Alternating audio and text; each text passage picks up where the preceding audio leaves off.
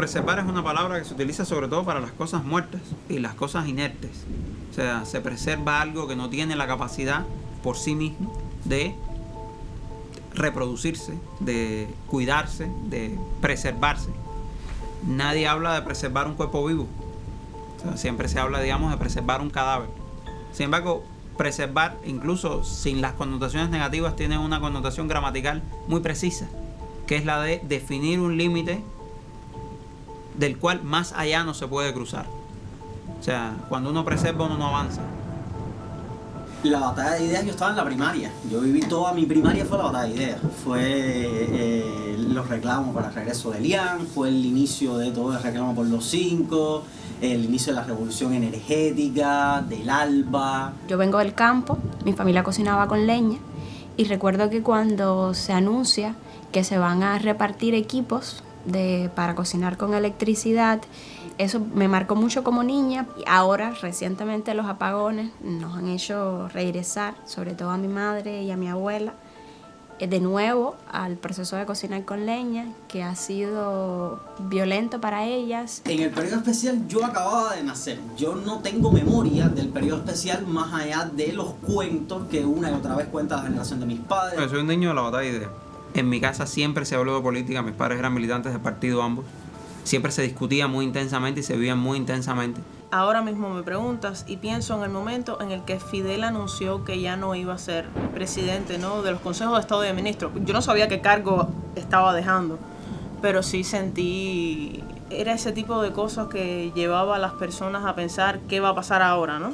Tuve las primeras experiencias políticas fueron como la de los pioneros, que todo es positivo, ¿no? Y en el pre empecé a tener la primera politización, digamos, pero fue desde la crítica, de renegar o de culpar de todos los males a la revolución, a los líderes. Mi despertar político, si vamos a definirlo así, se dio mientras estaba en el pre.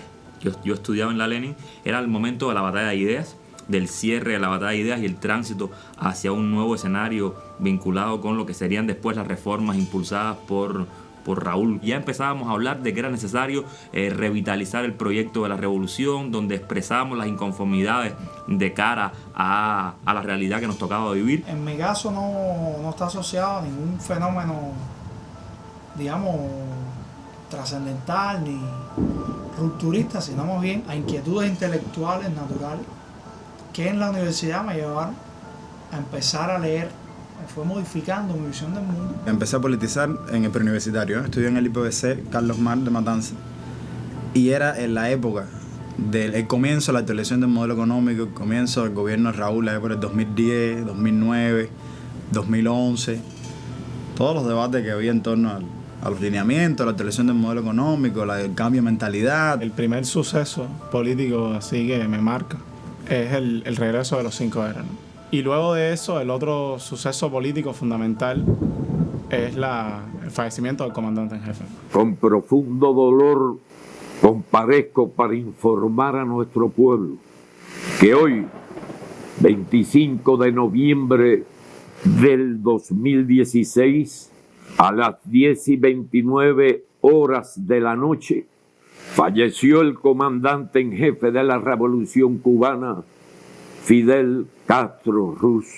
Recuerdo que estar en la escuela y haber oído el discurso de Fidel del 17 de noviembre del 2005. Para mí ese discurso realmente marcó un choque con la realidad palpable de que la revolución no era ese proceso absolutamente sólido e invencible en el cual me habían formado.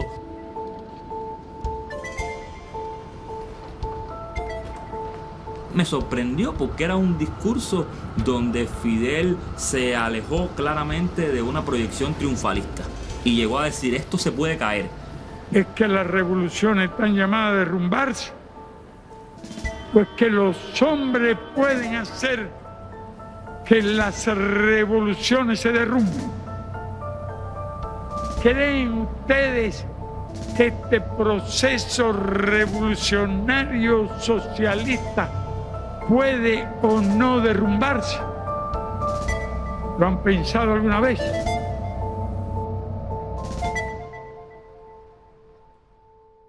Hay un mito recurrente sobre Cuba que es un lugar donde nada cambia, nada se transforma. una creencia que es enteramente falsa, pero que sirve para oscurecer básicamente dos cosas. La primera, toda la historia de grandes cambios y transformaciones que han sucedido después del 59.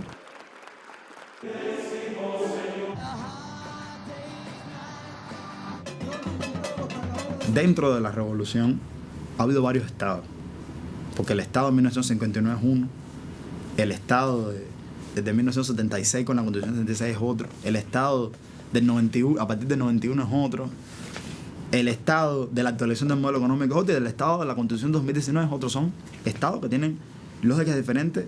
Pero también oscurece una dimensión muy real de transformaciones que suceden en la sociedad, tanto aquellas que son impulsadas por el Estado, como aquellas que simplemente suceden como parte de nuestras conexiones con un mundo muchísimo más amplio. Cuando estábamos en estos momentos, que era año 2000, 2003, 2004, 2005, 2006, la inconformidad de la gente con la realidad del país pasaba mucho por la existencia de un conjunto de prohibiciones que limitaban derechos que la gente entendía como básicos a su desarrollo personal. Cuestiones vinculadas con la compraventa de casas, de vehículos automotores, de la posibilidad de viajar al extranjero, de tener líneas de celular. La remoción de esas prohibiciones se convirtió en uno de los puntos de partida del programa de reforma que arranca año 2007-2008. Cada vez que se anuncia que va a haber un proceso de cambio, casi siempre se asocia con perfeccionamiento, actualización, mejoramiento, adaptación a las nuevas circunstancias. Yo creo que los cubanos tenemos más derechos que antes y somos más libres que antes, y eso para mí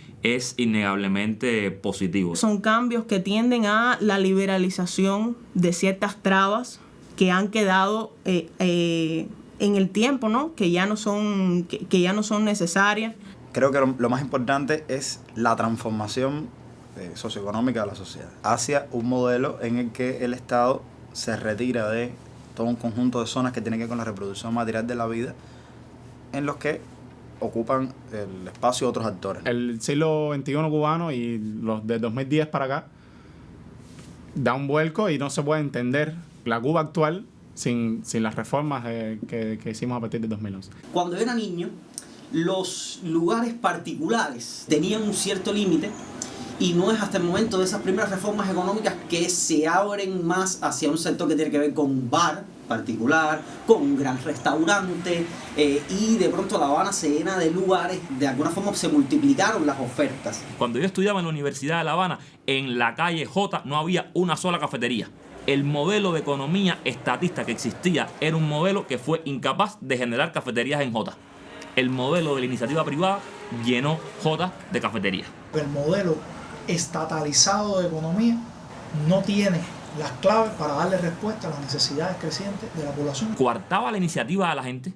Sí, mucha gente que tenía ganas de hacer y potencialidades para hacer estaba un tanto adormecida en el contexto de esa economía hiperestatizada. Asociado a ese proceso se ha ido ganando el sector de la sociedad cubana una comprensión que yo creo que es correcta. Hay que superar hasta cierto punto ese modelo estadocéntrico en el cual todo proceso en la vida del individuo está totalmente supeditado a políticas de Estado, a decisiones de Estado. Al mismo tiempo que es un país que no ha logrado resolver sus grandes contradicciones y que de hecho ha visto a esas contradicciones agudizarse y hacerse cada vez más visibles en la vida de la ciudadanía.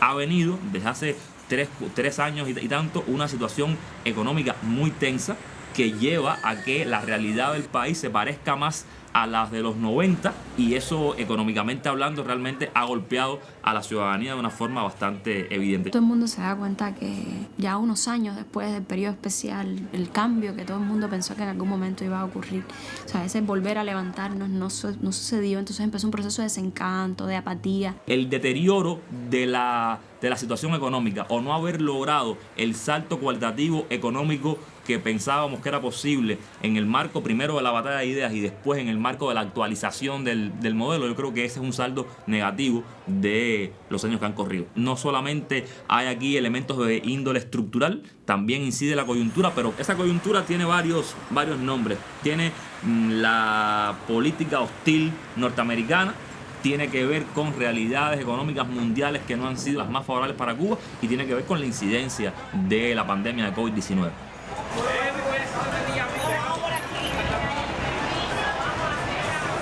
Estamos sin duda viviendo una etapa de grandes transformaciones en todos los órdenes de la sociedad, de la economía y también de la política cubana. La emergencia de la pobreza como un fenómeno socialmente visible, observable y cada vez más preocupante.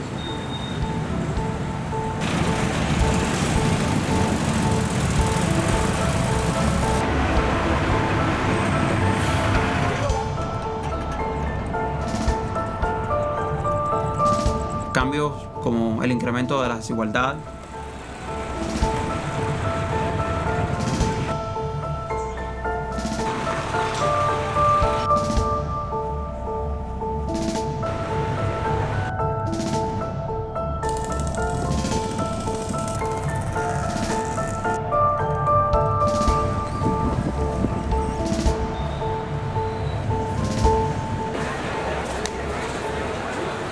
Las transformaciones de orden político que se han dado en la estructura del Estado, en el paso de una generación histórica a una generación mucho más joven. Los procesos de ruptura de cierto grado de cohesión que existía en el campo cultural en torno a la revolución, la emergencia violenta de la protesta social. La entrada de lo digital con una fuerza, una velocidad y un nivel de penetración para el que quizás debimos haber estado más preparados, o sea, teniendo en cuenta que fue un cambio que se demoró en el tiempo. A mi juicio, el principal cambio negativo ha sido el crecimiento de la hegemonía capitalista en Cuba. Yo creo que esos valores, esa manera de hacer las cosas capitalista, ha ido ganando espacio en la sociedad e incluso en el Estado. Viene asociado con un avance del espíritu de consumo, un proceso además donde se acentúa el individualismo en una sociedad que históricamente había apostado en las décadas precedentes de revolución. La gran apuesta había sido por la construcción colectiva del proceso. Yo creo que hoy la revolución cubana tiene dos grandes peligros. Tiene el peligro de enfrentarse a una diversificación de las formas de ejercicio de la economía. Es peligroso porque ahí puede estar la trampa que lleva a que el capitalismo nos asalte de repente. Pero hay que hacerlo. Y por otro lado, la revolución cubana tiene que ser capaz de dialogar con un contexto político que ya no es el de los consensos absolutamente mayoritarios de hace unos años.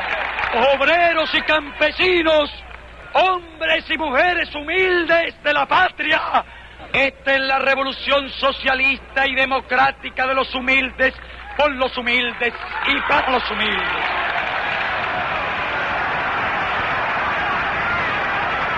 Cuando en abril del 61, después de los ataques aéreos contra las bases de San Antonio, se declara el carácter socialista de la revolución. Fidel solo puede definir el socialismo en relación a determinadas conquistas y determinados elementos: la redistribución de la tierra, la garantía de una vivienda digna, la alfabetización general de la sociedad, un mayor grado de participación y de justicia económica y social.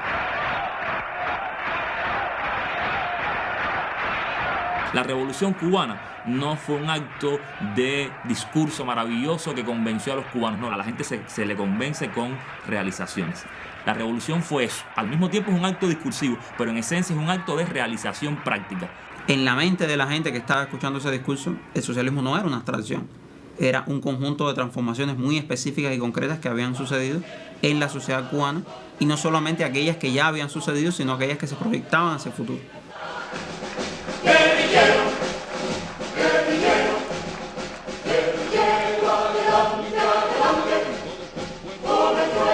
Eso tiene que ver también con qué nosotros entendamos como socialismo. Obviamente yo he tenido discusiones con compañeros que para ellos socialismo es que el Estado sea el dueño de todas las cosas y que las empresas estatales, entonces socialismo hay donde hay empresas estatales y donde el Estado lo hace todo, y no socialismo y capitalismo es todo lo otro. La revolución no habita en ninguno de esos lugares, la revolución es otra cosa. El socialismo no va también, no solo de producir bienes materiales, sino de construir sujetos diferentes, el hombre nuevo, que hoy diríamos el hombre y la mujer nuevo. Pensando en ese socialismo, en ese ideal, ¿qué queda de ese ideal en la actualidad? ¿Qué se ha podido construir de ese ideal? tenemos que entender la solución de la economía en Cuba no solo como un problema estrictamente económico, sino también como un problema esencialmente político y cultural. El economicismo no mira eso, mira las formas, los diseños, el equilibrio, la proporción económica por aquí o por allá. Termina sucediendo cosas tan graves como que hay virtudes del sistema que el economicismo no las respalda económicamente. Esta falta de claridad en cuanto al objetivo esencial de una revolución socialista está uno de los mayores peligros. El avance de las relaciones capitalistas de producción, el avance de las relaciones sociales capitalistas, del modo de relacionarse de las personas mediado por el dinero, por el valor del dinero, es cada vez mayor en nuestra sociedad. Entonces, quizás habría que empezar a hablar de bolsones de socialismo. Ahí ha habido una disputa, fíjate, es como que esas tendencias han empezado a venir, pero por otro lado hay otra tendencia política, incluso entre la misma institucionalidad, que le pone freno, que la limita y dice, no, sí, espérate, pero hasta aquí. Todavía en Cuba quedan espacios donde la lógica que opera en ellos no es una lógica donde el mercado sea el que determine. Todavía nosotros tenemos empresas estatales que no son rentables, pero a nadie se le ocurre pensar que hay que botar a toda esa gente para la calle y cerrar la empresa. Como pudiera ser en el capitalismo, donde la racionalidad tiene en su centro el mercado, el capital, y si te quedaste sin trabajo, y allá tú, figúrate tú, el pobre es pobre porque quiere, lucha tu yuca. Todavía hay espacio en la sociedad cubana donde hay una lógica diferente que protege a las personas, que tiene a las personas y al ser humano en el centro. Eso es socialismo. Nosotros tenemos un caudal de sentimientos, de valores, que va más allá de viva Fidel, abajo el imperialismo, viva la revolución, sino de ciertas conductas, ¿no? Incluso el más reaccionario en Cuba, el sujeto político cotidiano, a un nivel ideológico base, mantiene e incorpora muchos elementos de una tradición política socialista que si fuera consciente de ello quizás se asustaría, ¿no? Pero que están ahí y que son parte de su formación. Claro, esos espacios sufren todos los días el embate de la otra lógica, que es la lógica del capital, que es la lógica del valor del dinero, que es la lógica del sálvese quien pueda. Todos los días le toca la puerta, todos los días le sopla la casa como si fuera el lobo de los 3 cerditos, a veces se la acaba de tumbar, todos los días.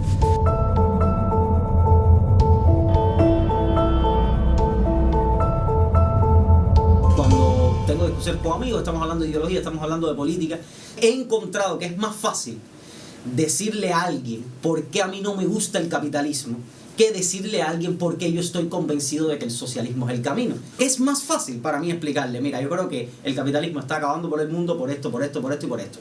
Y ellos lo entienden. Y a la hora que yo le digo, pero mira, entonces, si lo que yo te acabo de explicar te ha convencido, el otro camino, la otra alternativa que nosotros tenemos para cambiar este mundo y mejorarlo, que es el socialismo, enseguida se cierran al discurso. Yo creo que ahora mismo, si vamos a hablar de socialismo en Cuba, pasando de las abstracciones y cayendo en lo concreto, ¿no? Que puede esta persona que vive su vida al diario, ¿qué piensa que es el socialismo o cómo se expresa el socialismo concretamente para esa y otras tantas personas? Pedirle a un pueblo que está sufriendo de carencias materiales muy fuertes que entienda la necesidad y esa misión importante que trae el socialismo para salvar el planeta, verdaderamente es muy complicado. El socialismo está muy estigmatizado. Y eso implica que la gente cada vez se reconozca menos en esa palabra, se reconozca menos en esa identidad. Entonces la gente asocia el socialismo a miseria, a pobreza, al Estado, o sea, monopolio de Estado. ¿Cómo yo le hablo a alguien de socialismo? O sea, porque automáticamente reacciona, porque ya está en un punto en el que todo eso significa ya algo para él.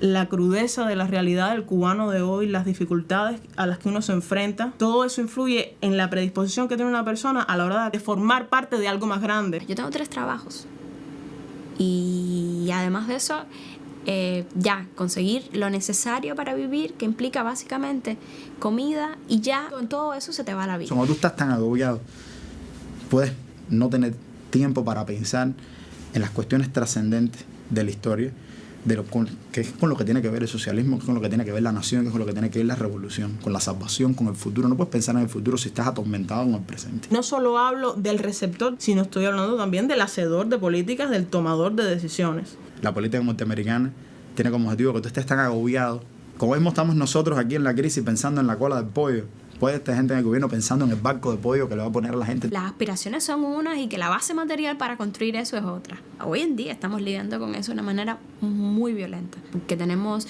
una salud pública deteriorada, una educación también que está sufriendo las consecuencias de una crisis.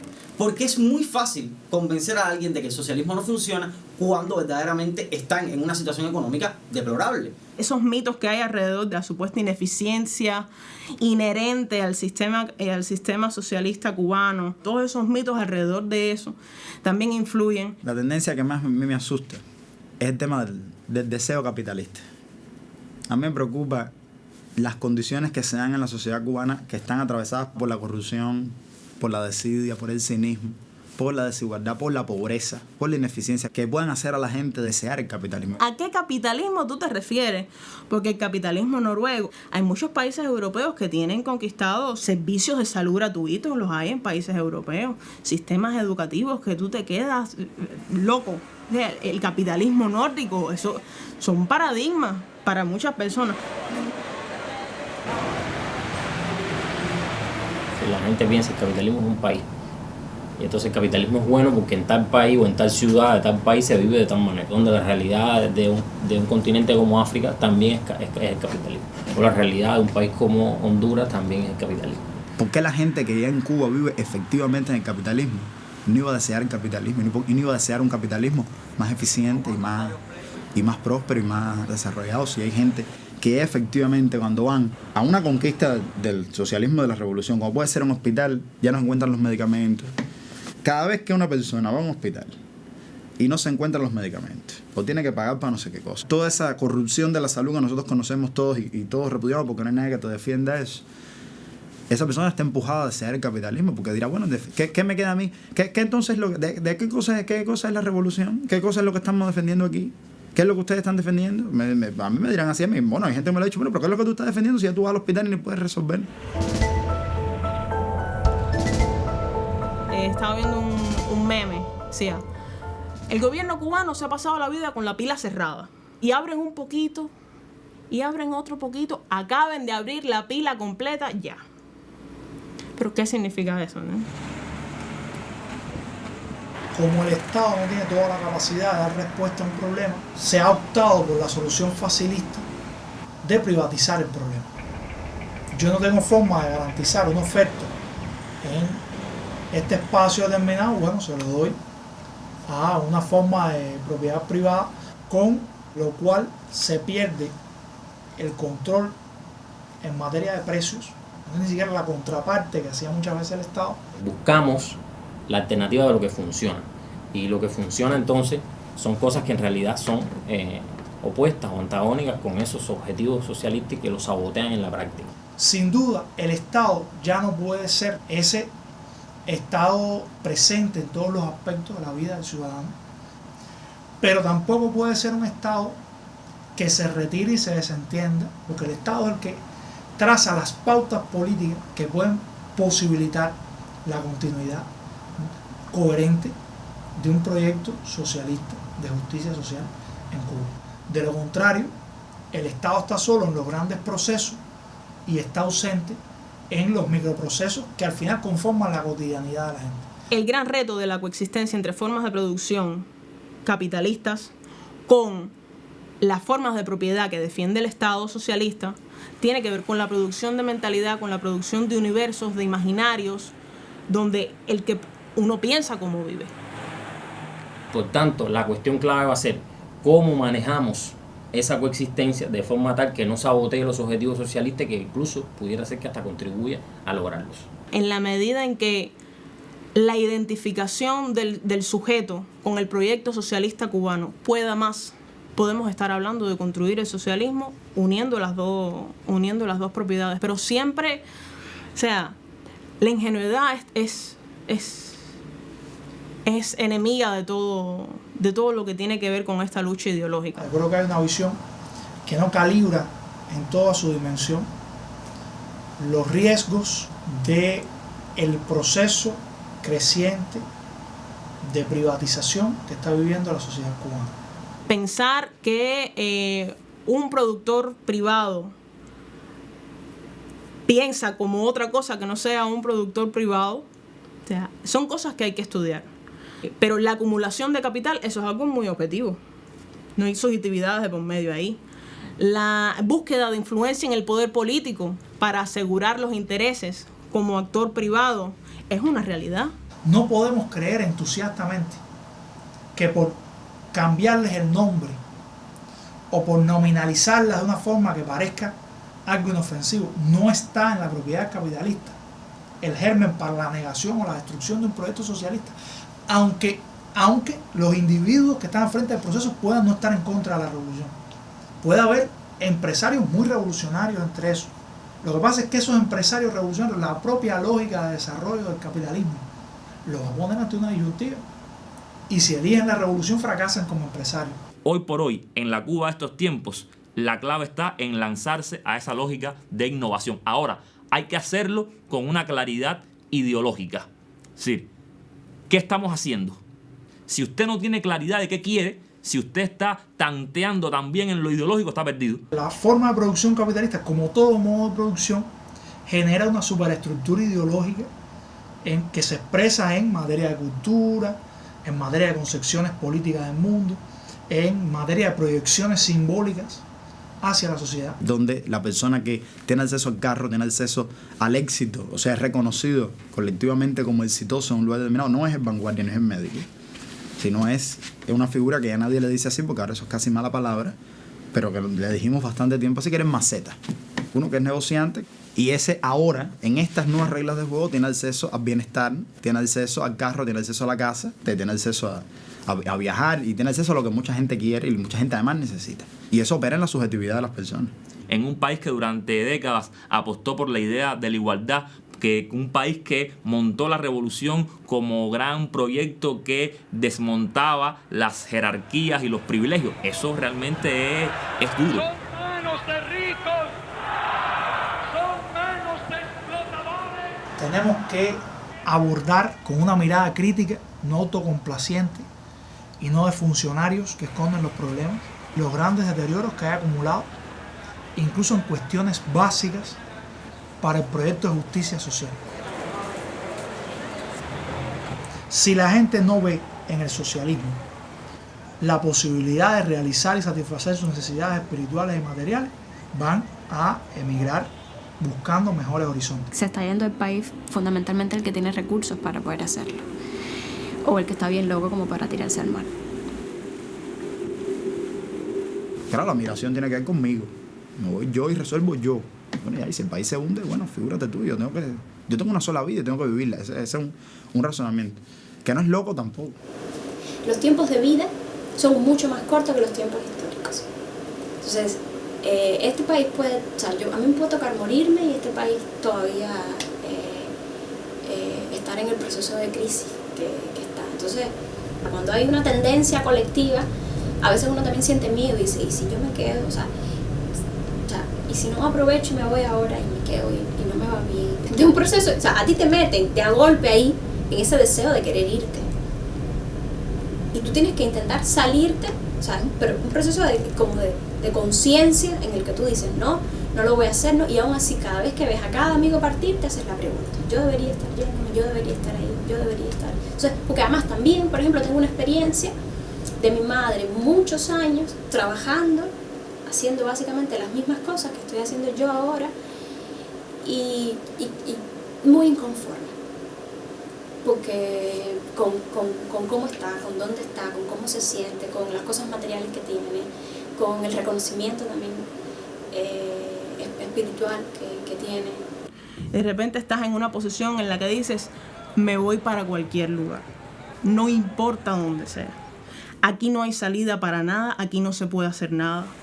Yo no veo futuro ninguno. Mira el trabajo que estoy pasando hoy, mira el trabajo que pasé ayer, mira el trabajo que has pasado tú, padre, madre, tu generación. Yo no quiero seguir así, yo no puedo criar mis hijos aquí. Es muy difícil sacar a alguien de ese vacío.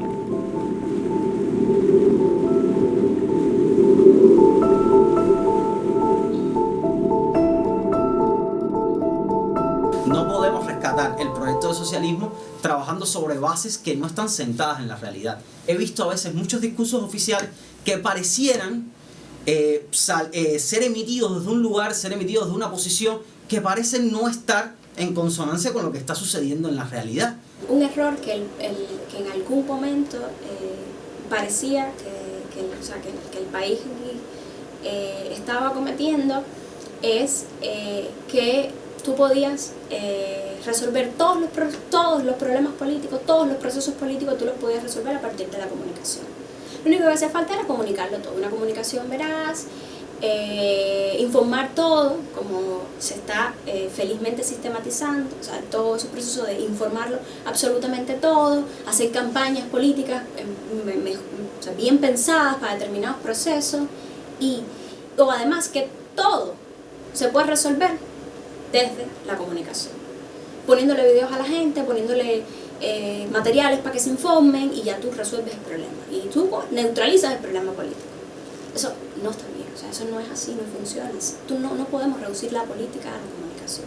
La política también implica un proceso de participación, de deliberación, de comunicación, de reconocimiento del otro, de escucha al otro, de análisis del otro, de construcción colectiva de determinados procesos, incluso de organización colectiva, de determinadas emociones, de determinados proyectos, y que la comunicación te sirve para comunicarlos. El rechazo al discurso, que es también un rechazo a una política determinada. La gente que, bueno, tú le estás hablando y la gente ni te cree, no le importa lo que tú, ni confía en ti. La ausencia de autocrítica para identificar la dimensión de la crisis que vivimos, la terrible comunicación política que cotidianamente ejercemos, la corrupción, la burocracia, los discursos planos que no dicen nada, el triunfalismo, la mentira, son sepultureros del socialismo cubano.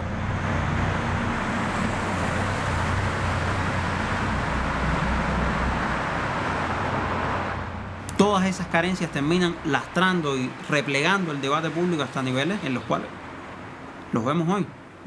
No solo en las redes sociales, en la prensa escrita, en la televisión nacional. Yo creo que se subestima las capacidades del pueblo de Cuba para comprender la complejidad, para comprender las contradicciones.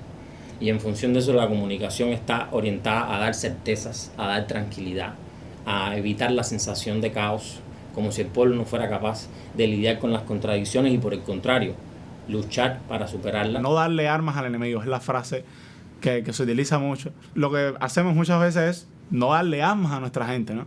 Y nos pasa mucho en que en nuestros medios de comunicación dejamos de decir cosas que todo el mundo está viendo en las redes sociales o que todo el mundo está viendo en la calle que está pasando, y decimos, pero está en todos lados, y sin embargo no está en nuestros medios de comunicación. Ahí hay un problema serio, que no ha habido la suficiente audacia, la suficiente valentía para transformar.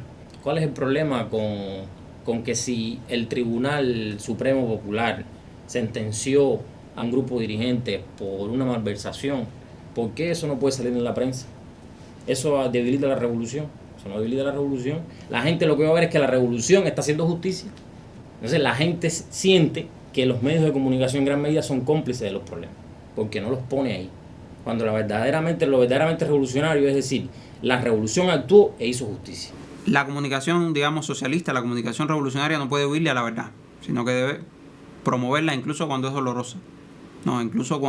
Precisamente cuando es dolorosa, porque nos hace avanzar. Si tú no estás claro qué es lo que tú quieres hacer, no va a estar clara la comunicación. Si en estos momentos nosotros, los que estamos del lado de la construcción del socialismo, nos preguntamos ¿qué rayos estamos haciendo? No sabemos contestarnos esa pregunta. ¿Cómo vamos a contestarnos la pregunta de cómo comunicárselo a los demás? Se ha creado en determinados sectores del funcionariado y de la burocracia una actitud muy cómoda en la cual no se someten a espacios críticos, los eluden y acaban perdiendo la capacidad de lidiar con la crítica. Porque sería ingenuo decir que todos los funcionarios aquí están trabajando en función del socialismo. Hay gente que está trabajando en función de sus propios intereses, de resolver sus problemas y los de sus familiares. Y cuando además existen miradas que pueden identificar a elementos de la dirigencia con prácticas corruptas, ahí se hace más agudo ese abismo. La corrupción es, digamos, consustancial al Estado, a toda la sociedad. pero que en el caso de un proyecto socialista tiene un costo moral añadido, porque el socialismo es un hecho político, pero también un hecho moral. La gente también necesita saber y necesita ver, no solo saber, no solo escuchar, sino también ver que en una situación en la que todo el mundo se está sacrificando y en la que todo el mundo está resistiendo, todos vamos a salir por el mismo lugar y todos de verdad estamos sacrificando y todos de verdad estamos resistiendo. Solo porque tú estás defendiendo una idea justa, tú puedes resistir y te puedes sacrificar. Nadie se sacrifica por una idea injusta, nadie se sacrifica por una cosa en la que no crea. Todos esos problemas tributan en última instancia al descreimiento, y el descreimiento tributa en última instancia al deseo capitalista y a la gente que diga, bueno, ya, ¿para qué tanto trabajo? Si en definitiva todo es lo mismo y esto es lo mismo que lo otro, lo que peor. Yo creo que tan peligroso como los males en sí es la naturalización de esos males, ¿no? Que la gente entienda como normal que haya pobres y que haya ricos, que haya corrupción, porque la corrupción es inevitable, en todos lados tiene que haber corrupción. Esa naturalización nos lleva a un problema fundamental, que es que dejamos de luchar contra eso. Nosotros tenemos que seguir viviendo en una sociedad en la que sea intolerable e inadmisible que la policía se faje a golpe con la gente en la calle. Y nosotros necesitamos que este siga siendo un país donde para la gente sea inadmisible que la policía se caiga a trompones con la gente por la calle. Nosotros no podemos pasar a la naturalización de eso, porque alguien podría decir, bueno, pero eso pasa en el mundo, que es un peligro también cuando nosotros ponemos la imagen de Holanda, la imagen de no sé, es como diciendo, bueno, pero ¿cuál es el problema, compañeros? Si en el mundo entero aquí las policías, nosotros no podemos llegar a eso. Nosotros nunca, ese sería parte de la liquidación de la revolución. Como mismo otras cosas malas que han pasado y que ha hecho la gente, que sea intolerable e inadmisible, que la gente salga y hubiera un carro de policía. Eso también afectó la sensibilidad. Eso, por supuesto, los medios de la contrarrevolución no lo perdonan. Conozco muchas personas que se sintieron también horrorizadas y que sintieron que ese no era el país que nosotros éramos, que será la gente a virar un carro de policía y a caerle. Eso no es el país que nosotros somos tampoco. Eso también tiene que seguir siendo inadmisible. Los mismos jóvenes que quizás salieron el 11 de julio, puede que hubieran sido los mismos jóvenes en los cuales Fidel vio la oportunidad de que desarrollaran el oficio de estudiar, se convirtieran en trabajadores sociales, en profesores emergentes, en instructores de arte. O sea, muchos de los proyectos que fueron centrales en esos primeros años de la década de los 2000, luego fueron abandonados y solo ahora, después del 11 de julio, han sido apreciados como lo que realmente fueron siempre. O sea, el intento de responder precisamente esa pregunta. ¿Qué hacer y cómo pensar una política revolucionaria frente a lo que ha sido la crisis del periodo especial y ahora frente a lo que ha sido los resultados de la reforma del modelo económico, político y social que hemos enfrentado? La batalla de ideas es el último gran intento de responder esta pregunta en términos prácticos de política institucional, de política cultural, de organización revolucionaria y socialista. Estamos a lo mejor, está regresando como una venganza el fidelismo en nuestra cara después de unos cuantos años de desencantar a Fidel, de unos cuantos años que la gente decía, no, que Fidel era un romántico, no, es que tal cosa es una locura de Fidel, más cual cosa es una locura de Fidel. Que siempre pensamos que cuando estaba Fidel todo era perfecto, todo el mundo creía, no era así, sí. Había una parte de la gente que no le encontraba sentido y que lo cuestionaba, que lo veía mal, muchas de las cosas que Fidel impulsó en sus últimos años. Y ahora que todo se ha puesto tan difícil, decimos, coño, pero las locuras de Fidel no eran tan locuras.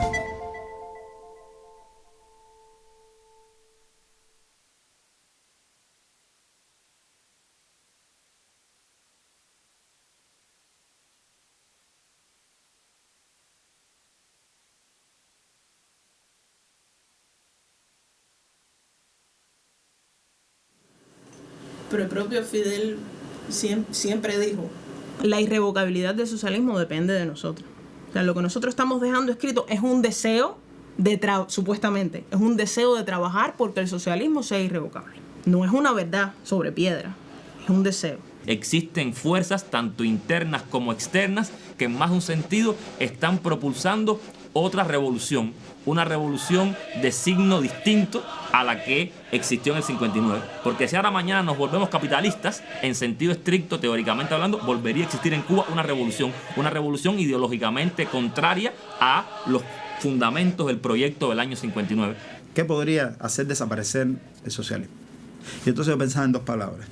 Yo pensaba en la traición y pensaba en el olvido. El proyecto puede ser traicionado por los que tengan las condiciones para traicionarlo.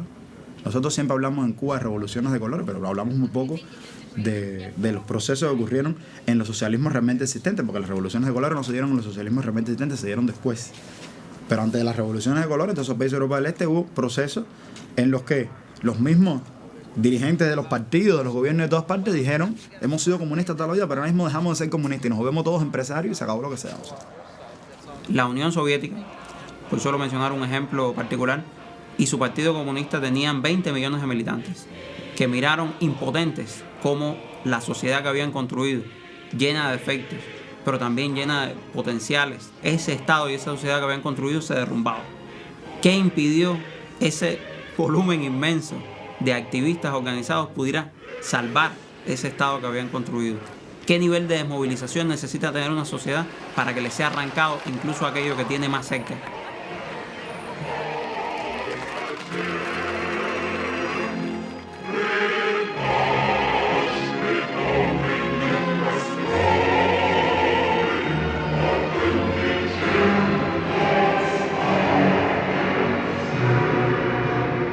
Cuando nosotros no entendamos bien para qué se hizo una revolución en Cuba, cuando nosotros no entendemos bien para qué nosotros estábamos haciendo el socialismo, de qué, es más, cuando nosotros no sepamos capaces de entender y de acordarnos ni siquiera de qué va esto de la transición socialista, para qué cosa era esto. Tenemos que volver a retomar los grandes ideales, porque una revolución o un proyecto político de ideales chato es chato en su desempeño. En los 60, en los 70, en los 80 e incluso en los duros 90, el tipo de futuro que queríamos estaba más claro.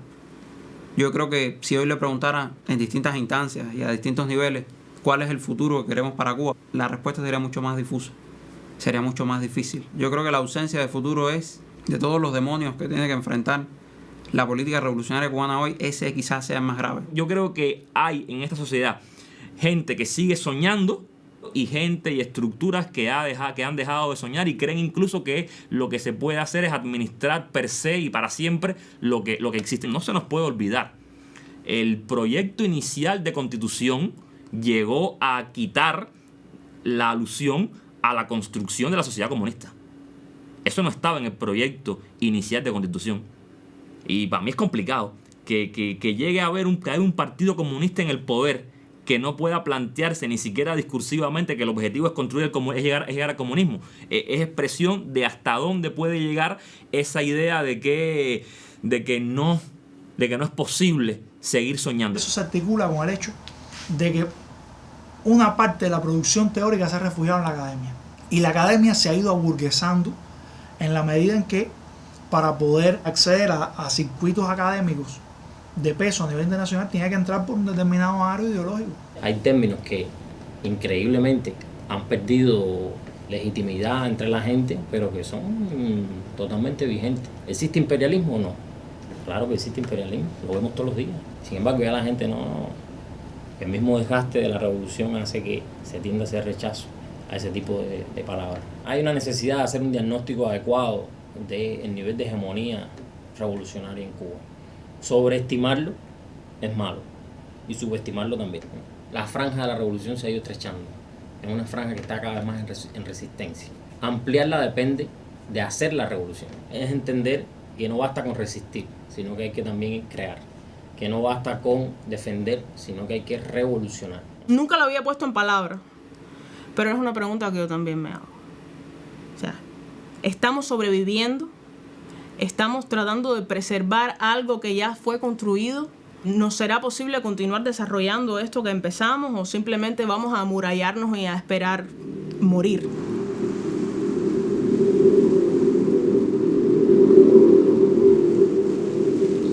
Contrarrevolución es una palabra que está cargada de un montón de connotaciones que van variando a lo largo de la historia. Siempre han tenido un sentido muy preciso que ha orientado y aclarado quién es el enemigo principal, ¿no? El imperialismo, sus lacayos, sus organizaciones, los mercenarios. En el tema del uso tanto de revolución como de contrarrevolución, yo soy contrario a que se dejen de usar los dos términos, pero soy contrario también al uso grosero y oportunista de esos dos términos.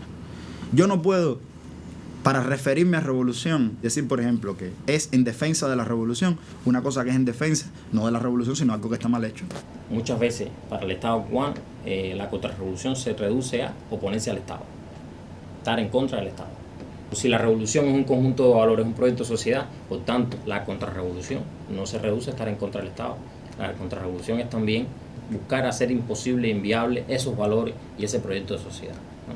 Entonces, si vemos eso, nos damos cuenta de que la contrarrevolución también puede estar dentro del Estado. Ocultar esas dimensiones de la contrarrevolución, esas dimensiones invisibles, o incluso aquellas que políticamente no son explícitas.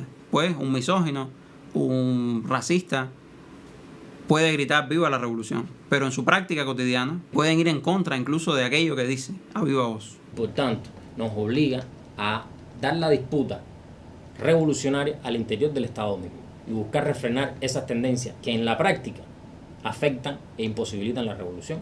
La perspectiva ahora debe ser, en medio de la crisis económica e institucional, cómo los revolucionarios y los socialistas asumen el reto del liderazgo, de persuadir y de convencer a aquellos que o ya no quieren ser ni persuadidos ni convencidos, o ya están persuadidos y convencidos, pero ideas totalmente contrarias a la suya. Sigue existiendo una franja cultural, una franja política en nuestro pueblo que, más allá de cómo se exprese, si se expresa con menos o mayor catarsis, sigue siendo parte de la revolución. Y a pesar de la profunda crisis que tenemos, la gente ha seguido, en gran medida, mucha gente respaldando a la institucionalidad. ¿Quiénes son los que hacen el código, los que hacen las votaciones, el código de familia? ¿Cómo se puede organizar una cosa así si no tuviéramos un sujeto revolucionario que aún en medio de todas esas circunstancias sigue creyendo? Y ahí siguen luchando por la revolución, a pesar de que al otro día tienen que irse a meterse una cola de 24 horas para conseguir el pollo. Lo otro que nosotros tenemos que tomar en cuenta es que eso no es un cheque en blanco.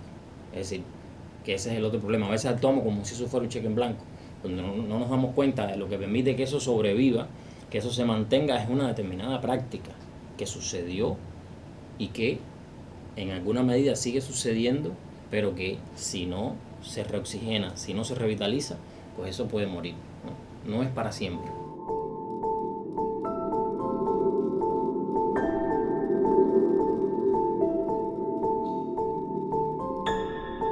Es un panorama complejo el que vive Cuba, ¿no?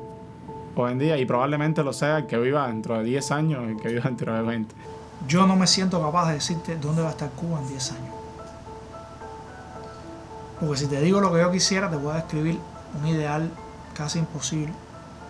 Y si te digo lo que temo, te describiría lo que yo lucho todos los días desde el pequeño pedacito que me toca para evitar que ocurra. Todo lo que ha sido construido puede deconstruirse, puede desmoronarse, puede dejarse morir. Creo que la única forma que nosotros tendríamos de aquí a 10 años de estar peor es si nosotros permitimos que el capitalismo tome el control. Mucha gente asume lo que se tiene en materia de derechos y de inclusión social como la tierra dada, que no se va a perder.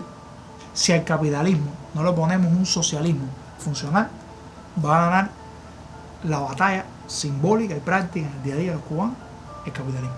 Yo estoy muy preocupado con el futuro de Cuba, te lo digo con sinceridad. Ahora, yo creo que el pesimismo no tiene que ser la trampa que nos impide actuar. Yo creo que hemos estado, la revolución cubana, el socialismo cubano ha vivido coyunturas muy difíciles, muy complejas, y siendo capaz de hacer cosas diferentes y distintas, hemos logrado sortearlas y crecer. Que decimos, no, la cosa está más mala que antes, la cosa está en candela, antes la cosa no estaba así. Mi mamá dice que ella desde que nació está viendo esa frase, que la cosa siempre estaba en candela, ¿no? Y eso me lleva a pensar en que Cuba puede seguir construyendo algo mejor. Pienso en esa frase gramsciana que decía pesimismo de la razón y optimismo de la voluntad. Aspiro a que nosotros aprendamos a construir la democracia, que es una palabra tan traída y llevada y tan importante, la libertad, el bienestar, la alegría, la felicidad, que sigamos sosteniendo eso y al mismo tiempo intentando encontrar cuál es el país que nosotros necesitamos para todos. Ese yo creo que es mi aspiración para el futuro. Para nosotros ha llegado el momento del desafío. Somos y seremos capaces de enfrentar a esas poderosas fuerzas dominantes dentro y fuera del ámbito social y nacional, el poder revolucionario en Cuba será capaz de persistir y resistir frente a sus enemigos externos, pero también a sus propias inconsecuencias, a sus propias insuficiencias. Yo confío en el pueblo de Cuba. Yo creo que en el pueblo de Cuba hay muchas personas lúcidas, muchas personas generosas, muchas personas, muchas reservas de solidaridad, muchas reservas de vergüenza. Yo creo que las personas que en este país tienen vergüenza, en última instancia, nos van a salvar a todos. A nosotros nos va a salvar la vergüenza, en última instancia.